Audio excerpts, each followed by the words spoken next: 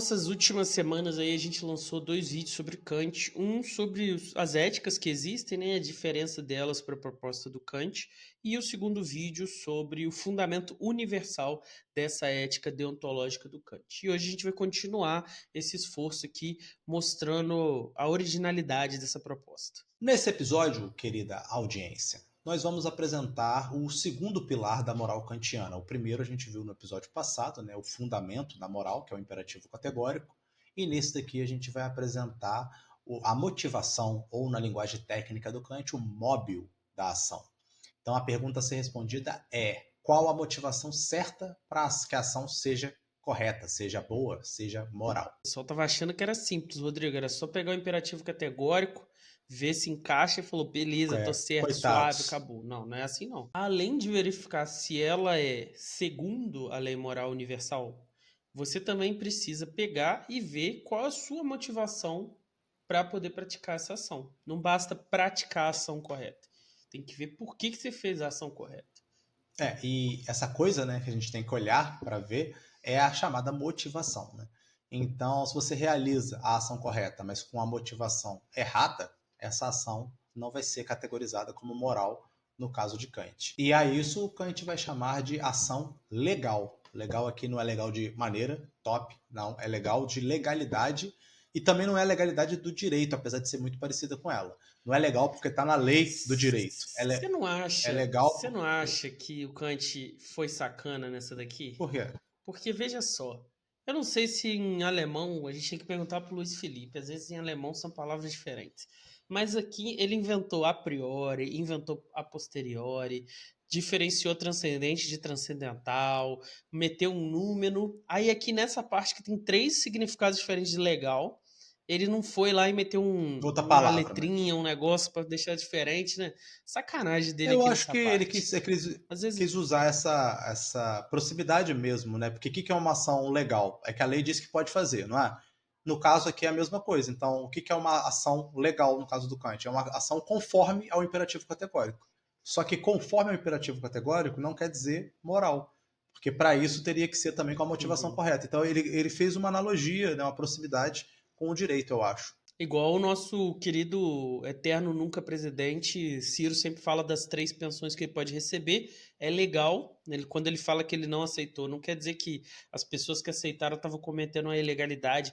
Qualquer governador, prefeito que tenha aí 3 aposentadorias esteja cometendo uma ilegalidade. Não, isso é diferente de roubar ou desviar fundos ou fazer caixa 2. O que ele está dizendo é que, apesar de legal, ele achava imoral o povo brasileiro financiar ele através de 3 pensões diferentes. Exatamente. Então, o que o Kant está dizendo aqui, no final das contas, é que existem, digamos assim, 3 possíveis, talvez até 4, né, Pedro? Então, a primeira ação é aquela que é imoral, porque ela é contrária ao imperativo categórico, foi aquela que a gente fez o teste no outro episódio. A gente pega a ação, a máxima, testa Isso. e ela está contrária. Ela não é possível no mundo, porque não dá certo um mundo com aquela ação sendo praticada por todos os indivíduos. Ponto 1, ações imorais. Ponto 2, ações legais. São aquelas que são conforme ao imperativo categórico, mas que não usou a motivação correta. E a terceira vão ser as ações aí sim, né, as morais, que são aquelas conforme o imperativo categórico e com a motivação correta, que é onde a gente vai entrar agora, né? Que motivação é essa, a motivação correta para a ação moral? E também tem aquelas ações que o Pedro comentou, né? Que nem entra no, digamos assim, no radar da moralidade, que são comer um picolé de limão. Isso não é nem imoral, nem moral, nem legal. Isso é de outro nível, então a gente não está tratando disso. A gente está falando do ponto de vista moral, são esses 3 tipos de ação possíveis: morais, legais e imorais. E aí é por isso que a gente falou que a ética de Kant tem 2 pilares. O primeiro pilar é avaliar se a ação está segundo a lei moral, que é o imperativo categórico, e o segundo pilar, avaliar se essa ação, quando executada, tem também a motivação correta, que é o poderoso dever. No outro vídeo a gente apresentou então que esse fundamento do bem e do mal, ele não podia estar na sensibilidade, né? Vamos lembrar disso. Porque se tiver na sensibilidade, se eu elencar o bem como aquilo que me deixa feliz e o mal como aquilo que me causa um mal ou a dor, cada um de nós vai ter um conceito de bem e mal. Então isso daqui está mantido ainda nesse paradigma que a gente está apresentando. Exatamente. Ali nessa segunda categoria de ações que o Rodrigo falou, a gente poderia ter as ações que são segundo as inclinações, a sensibilidade. Então, por falar em termos menos filosóficos, recompensa e punição, né? As ações que você faz porque você vai ganhar alguma coisa, mesmo que não seja um prêmio, declaradamente um prazer, né? Pode ser simplesmente, ou porque você vai ser punido, então vai ser desprazeroso, ou você vai perder um prazo, ou você vai ser punido por alguém. Então, esse tipo de ação, mesmo que ela seja uma ação correta, se ela for o norte da nossa vontade, isso vai significar que a gente teria não uma ciência universal do que é certo, mas uma série de conjuntos de regras para dizer o que você deve ou não fazer. A gente vai cair, Rodrigo, no debate, né, no embate, eu diria, né, entre os horizontais e os verticais, que são duas formas de ver a realidade, que está ligada intimamente à inclinação, que é a minha inclinação de não conseguir simplesmente planejar e organizar cada coisa no Excel e a deles de conseguir fazer isso. E a ética, enquanto a ciência, deixaria de ser ciência, né? Porque a gente ia cair no que a gente falou lá no primeiro vídeo sobre o relativismo, né? A gente ia cair num completo relativismo, onde cada um ia ter o seu paradigma e acabou, morreu o projeto kantiano de ter uma ética enquanto uma moral enquanto ciência. Só que a pergunta que tem que ser feita é: ok, entendi a ideia do Kant, mas eu, como ser humano de carne e osso, e o Rodrigo e você aí de casa, é feito também dessas inclinações, como ficou claro, inclusive, pelo nosso episódio de procrastinação. Então, nós temos dentro de nós essas inclinações, essas vontades, esse mal-estar, esse bem-estar. Isso não deveria entrar na conta?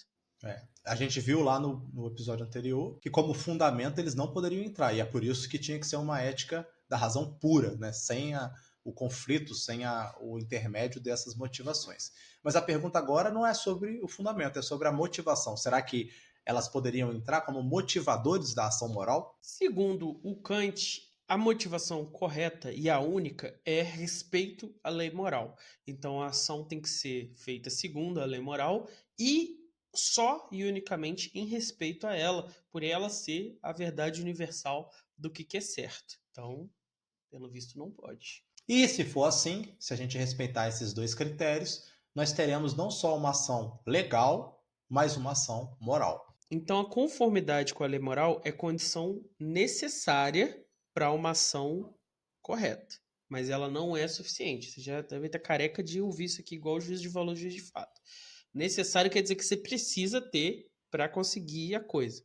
Suficiente quer dizer que quando você tem, você já tem a coisa que você está procurando. Então, no caso aqui, é a ação correta. Mas dá um exemplo aí para quem não entendeu, Rodrigo. Show de bola. Então vamos lá. Eu libero meus alunos para o recreio, todo mundo sai naquele ritmo que você conhece, né, Pedro?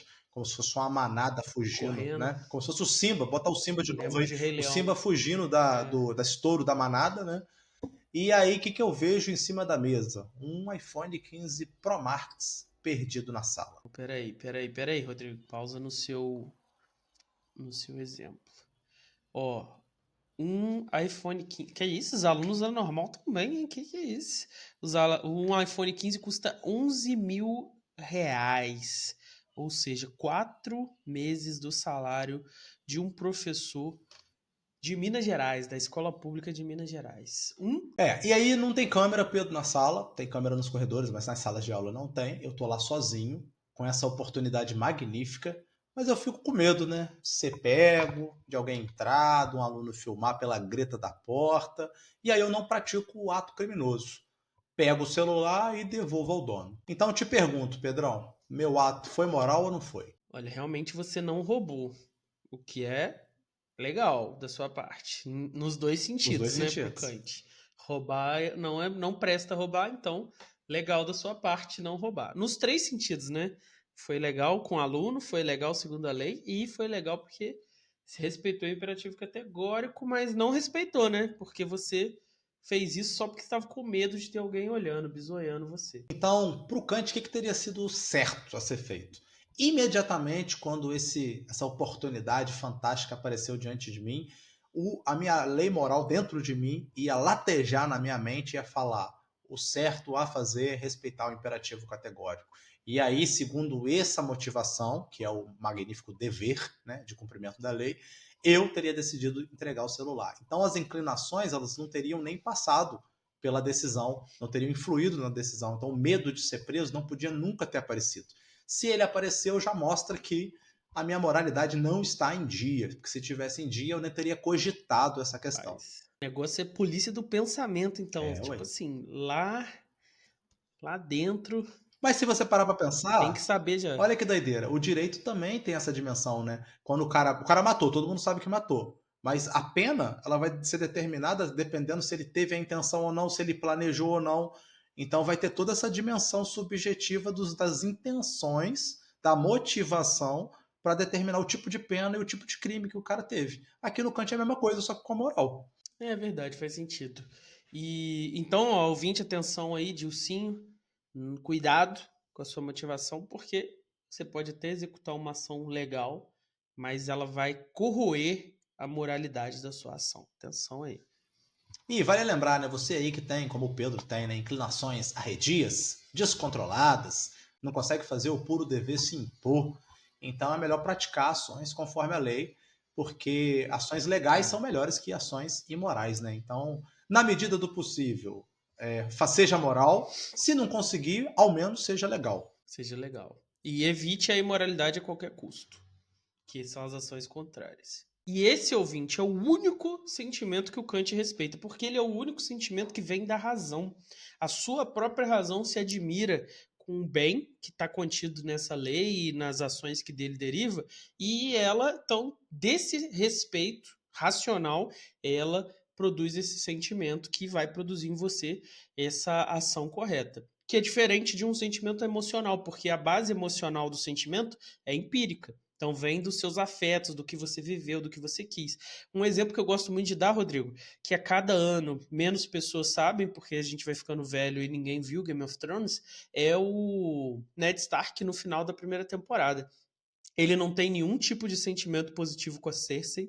Ele não gosta dela, ela arrumou problema com os lobos dele, ele sabe que ela traiu o amigo dele, mas, como homem correto, é dever dele dar à mãe misericórdia para fugir com os filhos, para que os filhos não morram. Afinal, os filhos dele, mesmo depois a gente descobrindo que um deles não é grandes coisas, né, uma pessoa meio merda, os filhos não têm culpa da mãe ter traído o pai e eles não merecem sofrer a ira do pai, que vai com certeza matar eles, porque eles são bastardos. Então ele vai lá e, mesmo não tendo nenhum tipo de afeto pela mulher Cersei, ele sabe que o certo é oferecer misericórdia a essas pessoas e dar a ela o aviso falando: olha, quando o rei voltar, eu vou contar para ele que essas crianças não são dele, então você pega seu dinheiro, pega um barco, foge, vai para o outro lado do mar, porque quando o Robert souber, ele vai querer matar todos vocês. Então conseguem ver a diferença de sentimento de dever e o sentimento de afeto? Ele não tem afeto por ela, nenhum. Despreza ela, na verdade. Despreza os Lannisters, despreza todo mundo. Só que o dever, que é fazer a coisa certa, mesmo prejuízo próprio, no caso do Ned Stark, né, Que Rodrigo? O prejuízo, prejuízo né? foi grande. Ele vai lá, ele vai lá e executa a ação E o correta. curioso desse exemplo do Pedro é que ele fez isso para não acontecer uma outra imoralidade, que seria o que o Pedro falou, a ira do pai traído, né? Então ele já sabia que o pai ia cometer a Exato. imoralidade de matar todo mundo, e para não acontecer essa imoralidade, quer dizer, uma parada que tinha nada a ver com ele. O cara ia matar a esposa de uma família que ele não gosta, mas ele vai lá, a moral me impele a proteger, né? Não só o reino, mas também não inocentes, a vida dos inocentes e tal. Então é exatamente É isso. isso aí. Então, o que o Pedro colocou aqui inclusive, eu já ia até comentar, o Kant acha que a ação moral ela fica mais evidente, fica mais na cara que a pessoa está sendo moral, justamente nesses casos, Pedro, onde a sua inclinação é contrária, claramente contrária. Então, se eu tenho uma inclinação, Uhum. sei lá, eu não gosto de uma pessoa e eu ajo de maneira correta para com ela, fica mais evidente ainda a minha moralidade. Porque se eu ajo de maneira correta com você, as Sim. pessoas vão falar, ah, sei lá, de repente foi só porque eles são amigos aí, ele gosta do Pedro e agiu. Mas se eu ajo de maneira correta com o meu inimigo, aí fica muito claro que foi a pura moralidade que se impôs. Não é que não exista em relações entre amigos essa moralidade, é que fica mais fácil de ver Isso, quando você está analisando por exatamente. fora. Então vocês entenderam, né? O dever é o único sentimento moral e por isso é racional. E o objetivo dele é trocação e porrada com os sentimentos, os outros sentimentos. Então ele tem que conseguir se impor como motivação das ações morais. Se ele não conseguir se impor, se ele perder essa batalha, você agiu só legalmente, você não conseguiu agir moralmente. E aí nós temos dois grandes obstáculos em relação a esse sentimento, que estão ali disputando com esse sentimento. Um é o amor de si e o outro é a nossa arrogância. O amor de si é aquela benevolência que a gente tem com nós mesmos, né? Perdoando as nossas faltas, os nossos erros, inclusive aquelas coisas que a gente faz que é contrário ao imperativo categórico, né? Contrárias à lei moral. Então, tudo isso está dentro desse aspecto do amor de si. A arrogância é aquele, o que a gente chama de comprazimento que a gente tem com a gente mesmo. Então, a gente se julga muito valoroso, muito bom, às vezes colocando isso acima da lei. Então, sei lá, teve um processo seletivo que eu fui beneficiado. E aí eu, para justificar, eu falo, mas eu sou o melhor mesmo. Então, assim, faz sentido que eu seja o escolhido, mesmo que as regras tenham sido roubadas para mim. Então, a arrogância tem a ver com isso e ela, por muitas vezes, passa por cima do imperativo categórico. E aí o erro seria justamente se esse dever fosse atropelado. E aí você confundisse as coisas e não tivesse uma visão clara do que tem que ser feito. Nas palavras do próprio Kant, né, abre aspas para ele, esse sentimento, sob o nome de sentimento moral, é, portanto, provocado unicamente pela razão. Ele não serve para o julgamento de ações, nem tampouco para fundar sua própria lei moral objetiva, mas serve apenas como móvel, né, como motivação, para adotar essa lei e si mesma como máxima, né, como frase que vai determinar a nossa ação. Exato. E o dever, se ele for respeitado, ele vai aniquilar isso. Outro exemplo bom, Rodrigo, que o Gustavo sempre dava era do Cruzadas, né? Que lá Orlando Bloom. a gente tem aí a arrogância e o amor próprio tentando o Balian, porque tá a seguinte situação: o rei é leproso, ele não tem herdeiros homens. Então quem vai herdar é a irmã do rei. A irmã do rei tá casada com um cara que é um merdeiro foda, um cruzado, faz merda, não quer saber de nada. E aí o rei, que é um cara muito bom, ganhou do Saladino, administrou o reino com prosperidade, paz, fez tudo certo. Ele chega nesse momento que ele tá vendo que ele tá morrendo e ele fala o seguinte, ó, eu vou morrer. Quem vai herdar é a minha irmã. Se ela herdar, quem vai governar é o cara lá, aqueles merdeiros lá. Você, Balian, é um cara sensacional, um cara que veio de baixo, conquistou tudo que tem, um cara honesto, um cara correto, um guerreiro nato. Pô, você é sensacional. E se a gente matar o merdeiro lá, minha irmã fica viúva e a gente casa ela com você, quando eu morrer, você vira o rei. O que você acha dessa proposta? Nessa hora, o amor próprio e a arrogância do Balian deve ter começado a falar, pô, o outro cara é um bosta, é um merda, você é foda, você ganhou a guerra, não sei o Vai quê, ser melhor pro você é reino, vai sensacional, ser melhor pra vai ser mulher. melhor pro reino. Nossa, ela gosta de Eva você, Green, meu Deus, vamos maravilhosa, resolver tem isso que aqui levar isso em agora. conta também. Mas aí veio o kantiano dentro dele e falou assim: olha só, matar. Posso transformar matar numa lei universal? Todo mundo vai matar todo mundo? Ué, se todo mundo matar todo mundo, não sobra ninguém. Não é nem desejável, nem interessante que isso aconteça. E aí, então, matar é errado. Eu não posso agir contrário ao imperativo categórico. Então, eu recuso essa Mas aí, proposta Pedro, o e vou pragmático falaria assassinar. para ele assim: mas é uma vida contra a vida do reino inteiro. Aí você responderia para ele o quê? Qual é a frase magnífica do Bale, você lembra? Não, qual que é? Ou nós somos um reino de consciência, ou nós não somos nada. Porra, moleque. Muito Exatamente, bom. sensacional. Isso aí. Então, ele Exatamente. poderia Então é trocar, né? Ele isso. O poderia dever do trocar e Balian, falar: nós somos um reino kantiano, não somos nada. Então é isso. ou não somos. É porque o Kant ainda não tinha existido na época que aquele filme 100% fidedigno à história aconteceu. Mas é isso. O dever foi respeitado. Todos esses pensamentos podem ocorrer numa pessoa normal como você. Mas um cara que tem respeito pela lei moral, ele não vai nem cogitar. Ele vai responder isso aí que o Rodrigo falou.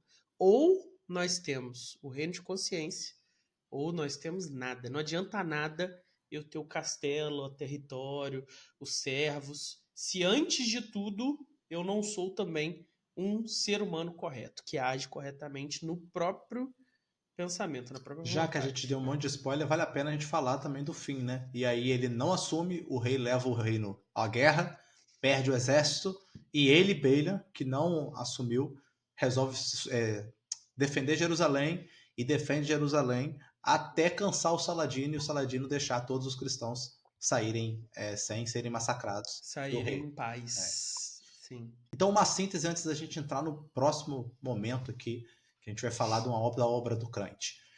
O ser humano ele é capaz de criar máximas de ação, mostramos isso para vocês. Essas máximas de ação inauguram uma nova linha de acontecimentos na natureza. Então, o ser humano ele não está disposto à mecânica, às leis mecânicas e determinísticas da natureza, ele consegue iniciar novos eventos. E essas máximas deveriam ser dirigidas pelo imperativo categórico, porque aí elas iam em direção ao bem e não ao mal. Então, esse é o primeiro ponto. Segundo ponto, Pedro. E aí, sendo o ser humano um ser racional, ele exerce essa diferença justamente no momento que ele se descola da determinação automática, a palavra-chave aqui, automática das inclinações. Então, o que na natureza ali dos animais é automático, o ser humano consegue frear, parar e olhar. Não, calma aí, não é assim que a banda toca, não. E aí como é que ele faz isso? Com o imperativo categórico, seja na forma da lei moral como fundamento da ação, seja na forma do dever como motivação da ação. Então é aonde a gente chegou aqui, né? O nosso caminho todo foi para chegar neste ponto. E é assim que o ser humano é livre, quando ele vai agir de maneira autônoma, recusando aquela determinação heterônoma. Exatamente. E o bem e o mal, eles não são coisas naturais, coisas que acontecem, nem mesmo inclinações ou sentimentos. O bem e o mal são resultado da vitória ou do fracasso de nós, seres humanos, em dirigir a nossa própria vontade através da razão e não da sensibilidade.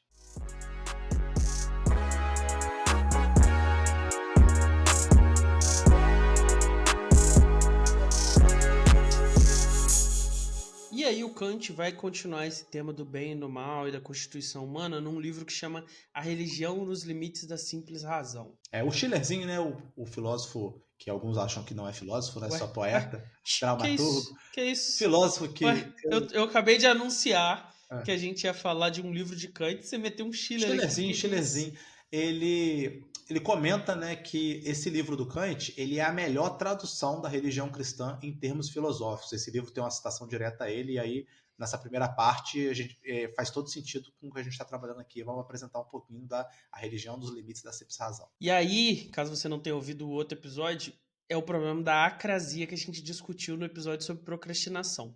Como é que eu, ser humano, usando minha razão, posso pensar, nossa, eu quero agir assim, eu quero fazer exercício, eu quero estudar, eu quero respeitar a mulher do próximo, eu quero não roubar. Como é que eu posso pensar racionalmente o que é melhor e, no mesmo pensamento, já começar, mas aqui é diferente, ir lá e agir errado? Como é que eu posso ter um pensamento racional me dizendo um caminho e ir lá e fazer diferente? Novamente, na linguagem do Kant, nesse livro em especial, ele vai chamar essas duas coisas que o Pedro acabou de apresentar de disposição ao bem e de formas de propensão ao mal. Então, o ser humano ele é disposto ao bem, mas propenso ao mal. E aí tudo vai continuar ao redor de como nós determinamos o nosso arbítrio, ou seja, como a gente determina as ações que nós vamos tomar. E justamente por causa desse peso da razão na determinação da nossa vontade, muitos chamaram Kant de rigorista moral, né? Isso porque a disposição ao bem é um tipo de destinação moral do ser humano. Então, o ser humano, enquanto ser racional e livre, ele, para praticar, para ser de fato livre, ele tem que praticar essa disposição ao bem, ele tem que realizar isso. Então, muitos chamam isso de rigorismo moral. E aí a destinação humana é justamente, tendo o ser humano razão, ele vai ser capaz de distinguir o certo do errado, e usando o dever, ele vai ser capaz de vencer essas inclinações e agir segundo essa ação correta. E isso quer dizer que para o ser humano o bem e o mal não são apenas duas escolhas possíveis e de peso idêntico. A razão humana mostra que o bem é melhor do que o mal. Então é justamente o problema da acrasia é isso, né? Então, tendo em vista que a razão já mostra para mim que o caminho do bem é melhor do que o do mal, então nós somos de alguma maneira destinados ao bem, tendo em vista que somos seres racionais e livres. E aí, sendo o ato moral o único ato que não é causado pelas determinações, das inclinações, da sensibilidade, das paixões, isso quer dizer que o único momento que nós, seres humanos, estamos vivendo essa nossa destinação é quando a gente age segundo o imperativo categórico e por dever. Ou seja, no único momento que a gente age verdadeiramente livre. Tá, muito bonito, lindo, maravilhoso, mas e a acrasia, né? E o problema de a gente não age assim, isso é um fato, porque a gente falou que a gente é racional, tudo bem, que a gente tem imperativo categórico, tudo bem, que tá dentro da gente isso, tudo bem, que a gente sabe analisar, tudo certo, mas e aí, olha pro mundo. Quando a gente tá louco, ele olha pro mundo, ele não vê que as pessoas não fazem, não estão dispostas ao bem. Então, por que que a disposição ao bem não se efetiva no mundo? O Kant argumenta que a nossa disposição ao bem ela é sempre desafiada pelas propensões ao mal. E esse distanciamento, né, entre a lei moral e o que a gente faz, né, o que a gente deixa de fazer, no caso, é o que a gente pode chamar de vício. Então, o Kant argumenta que o ser humano é disposto a três finalidades distintas. Olha que interessante. A animalidade, somos seres animais. A humanidade, né, como um ser que está colocado numa coletividade, né, num gênero humano. E a personalidade, né, como o eu. Né, como eu sou Rodrigo, além de ser um ser humano e além de ser um animal. Essas são as três finalidades distintas do ser humano. Na primeira animalidade, a gente tem aqui a preservação da vida, da espécie, o impulso de sociedade, e isso pode decair numa brutalidade animal, onde há a ausência total da lei moral. São os chamados vícios, né, bestiais. A gente até comentou naquele de utilitarismo, né, que nós somos bestas Isso, chafurdando na sensibilidade. A gente não consegue tomar a decisão racional correta. Então seria isso, nesse decaimento. exato. O segundo é que a disposição da humanidade ela trata de um elemento racional de reconhecimento social, o valor da igualdade entre os indivíduos, mas que essa disposição ela pode, né, ela é propensa a decair nos vícios da cultura, da inveja, da rivalidade, da ingratidão ou da famosa alegria malvada, né, que você muito comum nos nossos alunos, né, Pedro, de ficar rindo de um outro aluno que aconteceu alguma coisa com ele, caiu, se machucou, falou uma besteira. Então a alegria malvada é essa daí que o Pedro acabou de rir ali, ó. Ele lembrou de alguma coisa e tá tendo alegria malvada nesse momento agora. Isso me pega muito como professor, porque como professor, você tem que representar o imperativo categórico na sala de aula. Então, quando acontece alguma coisa desse tipo, você não pode rir. Você tem que manter a seriedade do imperativo categórico. Você tem que olhar para eles e falar assim: vocês estão errados, vocês estão agindo de maneira imoral. Só que me pega muito porque sempre vem aquela vontade assim de rir, é foda, é complicado. Então, isso daí que eu participo são os vícios diabólicos, né? Porque eles vêm do mau uso da razão e da motivação equivocada das inclinações sobre o dever. E o terceiro, a disposição para a personalidade, ela vai falar sobre esse elemento racional e livre do ser humano e que por ser racional e livre é também responsável, né? Então, é esse daí que tem a razão prática, que tem o dever. Então, esse é o terceiro da personalidade. E a sua decadência é a adoção livre de uma máxima oposta à do imperativo categórico, que é o que a gente vai tratar na sequência. Então, não existe uma força do mal te seduzindo, não existe um mal no universo físico.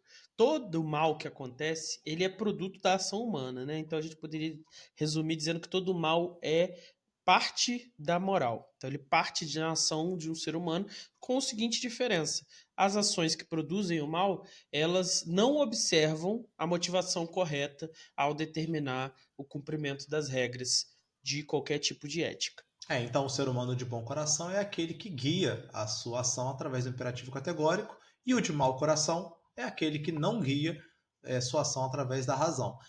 Por que a gente está usando o maligno, o coração? Porque esse é o texto de religião de Kant. Então, ele vai usar essa linguagem religiosa justamente para tentar extrair desses conceitos religiosos a moral, né? Quer dizer, mostrar a relação direta entre a religião e a moralidade. Então, existem graus diferentes de malignidade. Então, o primeiro grau é o coração fraco, que é aquela pessoa que tem uma moral débil. Então, ela sabe o que é o certo, quer fazer o certo, mas todas as vezes as inclinações vencem.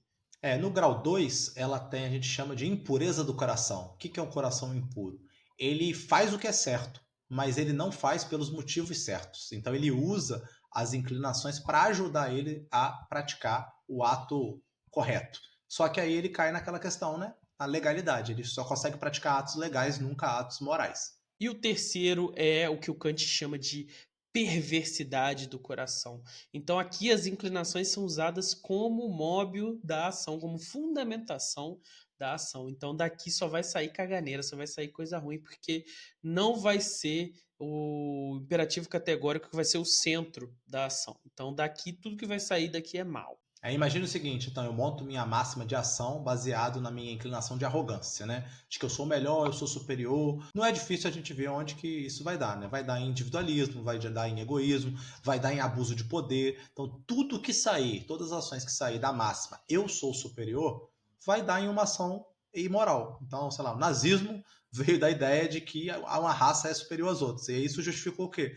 Escravizar, invadir outros países, colonizar. Por quê? Porque a máxima da ação está errada. A máxima da ação já é imoral. Então tudo que vai sair dali já vai estar errado também. Ou seja, tem uma forma de você fazer as coisas certo e 3 de fazer cagada. As 3 formas são, então, você sendo frouxo e fraco na hora de controlar suas inclinações. Isso é o que a gente chamou de fragilidade do coração. Ser espertão, usar as inclinações para cumprir as ações corretas segundo o imperativo categórico, que é a impureza. Ou sendo maligno.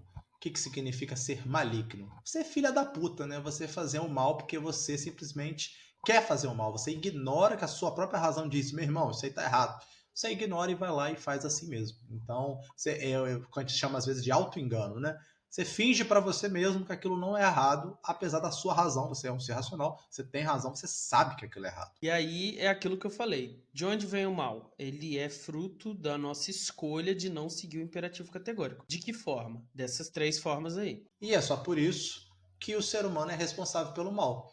Todos nós temos a razão, ela tem o imperativo categórico, nós temos o sentimento moral, né, o dever, que nos pressiona a fazer o bem, a cumprir a nossa disposição ao bem. Então a gente não pode dissimular ou fingir que não conhecemos o que é o bem, que não temos forças para fazer o bem. É de nossa responsabilidade quando nós praticamos o mal e ignoramos o imperativo categórico. E aí, para terminar, Kant vai fazer um julgamento aí desses 3 graus aí de descumprimento do imperativo categórico. Ele vai falar o seguinte: o primeiro e o segundo grau de maldade do coração, a fragilidade e a impureza, o ser humano é culpado de maneira não premeditada. Porque em ambos os casos ele quer fazer o bem, né? Ele não tem intenção de fazer o mal, mas ele não consegue fazer o bem do jeito certo, digamos assim. E aí o pior de tudo no 3º grau é o dolo, porque é uma maldade premeditada. Você já articula dentro de si toda a justificação para se enganar e dizer que aquilo que você vai fazer segundo as inclinações é de boa intenção, são ações corretas, mesmo que elas discordem completamente da lei moral. Isso nos lembra até em casos de crime de assassinato culposo e doloso, né? O culposo é o que não teve a intenção de matar, já o doloso teve dolos, né? Teve intenção, teve premeditação, teve planejamento. Pedro Cortar, indicações para o nosso ouvinte. No decorrer do episódio falamos algumas coisas, né? Vamos lá, organiza aí o rolê por ordem de magnitude. Cruzadas, né? A gente já citou esse filme 1 milhão de vezes aqui no podcast, mas como não sabemos se é a primeira vez que você está ouvindo, Cruzadas, do Ridley Scott, excelente filme para discutir aí o reino da consciência e agir corretamente. Outras coisas que a gente mencionou, Ato de Coragem, um filme lá sobre um drama no hospital, que o filho do cara precisa de uma cirurgia, o cara vai usar todos os recursos para conseguir isso. Também mencionamos Game of Thrones, primeira temporada, ali o dilema do Ned Stark, e durante o episódio acho que foi isso, né? Mas o que mais tem aí no cardápio, Rodrigo? Tem o magnífico Os Miseráveis, né? Se vocês quiserem ver o filme mais recente, aquele musical, de quando foi? 2012, né? 2010 ali. O cara faz de tudo para não indicar o livro, cara. Que é isso? Leia o livro também. Eu não li o livro, como é que eu vou indicar um negócio que eu não li? Eu li, eu tô falando pro ouvinte ler. Então, eu indico o filme, que eu vi o filme, magnífico. E aí, Jean Valjean e o Javert, a briga ali, os dois são morais, não são morais, um é superior ao outro não é. O que rola ali naquela discussão? Já fizemos essa indicação no episódio de utilitarismo, Guerra Infinita. A discussão é, nós sacrificamos uma vida para salvar o universo, ou, Capitão América, nós não sacrificamos ninguém. A gente luta até o último momento para impedir o Thanos, mas nós mesmos não vamos matar uma pessoa para salvar ninguém. Então o que ele é? Ele é kantiano. Esse homem é louco. Essa discussão foi no Guerra Civil, com aquela Guerra contra o Civil, Ultron, cara, contra o Ultron. Você tá Era o Tron, vou maluco, você destruir tá a doido. cidade ou vou salvar o planeta. Era essa a discussão. O Rodrigo, Thanos. a pedra do, Ah, do do na coisa, mente do do cara, você é Visão, maluco? é verdade, é É, você verdade. É tá porque essa doido. discussão voltou antes. Show de bola, fantástico. E The Good Place também é uma série, né, que discute um pouco o que é o ato moral, o que não é o ato moral. É um professor de ética esquisito lá que foi enviado para o céu e ele não tem certeza se ele devia estar lá. Tem uma mulher também que é malvadona e está no céu. É uma discussão sobre moralidade interessante que vocês podem ver esses elementos dos tipos de moral diferente aparecendo. Vou recomendar um negócio aqui, Rodrigo, que você vai se lembrar lá de 2020. Battlestar Galactica. Clássico de Nessa indicação do Pedro. série, nós temos diversos personagens que representam os 3 graus de maldade aqui que o Kant colocou. Você tem covarde que sabe o que é o certo, mas não consegue fazer o que é certo porque tem medo, que não consegue se impor. Você tem Você gente que diria que o Baltar usa é assim? o Baltar muitas vezes é assim. Muitas. Nossa, o personagem dele é basicamente isso. Tem gente que usa a inclinação para fazer a coisa certa, mas só faz a coisa certa porque é também uma inclinação. E tem gente que racionaliza todo tipo de maldade a partir das inclinações. Show de bola. É isso aí, então, tá indicado. Ameaça terrorista, cara. A Ameaça Terrorista, faltou Ameaça Terrorista, filme do Samuel L. Jackson, que a discussão é o seguinte, o cara colocou 3 bombas em cidades americanas e é justo torturar ele ou não é justo para descobrir onde estão as bombas? E uma vez que ele não quis falar, é justo torturar a mulher dele, que não tem nada com isso? E uma vez que ele ainda assim não quis falar, é justo torturar os filhos, crianças, para descobrir onde estão as bombas e salvar milhares de vidas?